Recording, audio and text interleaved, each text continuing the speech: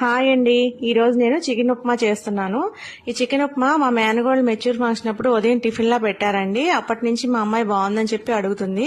కానీ నాకు ఇన్నాళ్ళు కుదిరింది. చికెన్ నీట్ గా కడిగి దానిలో ఉప్పు, కారం, పసుపు, అల్లం వెల్లిపాయ పేస్టు, మసాలా పొడి, కొద్దిగా బిర్యానీ మసాలా, పెరుగు, నిమ్మరసం వేసుకుని కలిపి ఒక అరగంట పక్కన పెట్టుకోవాలి. తర్వాత ఒక గిన్నె తీసుకొని కొద్దిగా ఆయిల్, నెయ్యి వేసి కొద్దిగా జీడిపప్పు వేసి వేయించుకోవాలి.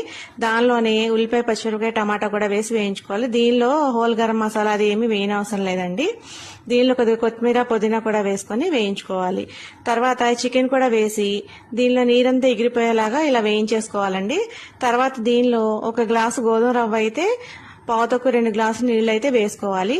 ఇదిగోండి ఇలా మరిగిన తర్వాత ఉప్పు కావాలంటే చూసి అడ్జస్ట్ చేసుకోవచ్చు. తర్వాత దీనిలో రవ్వ పోసేసి కలుపుకొని ఈ నీరంతా ఎగిరిపోయిన తర్వాత కొద్దిగా నెయ్యి వేసేసుకుంటే టేస్టీ చికెన్ ఉప్మా అయితే రెడీ అయిపోయిందండి. దీని టేస్ట్ అయితే సూపర్ ఉందండి.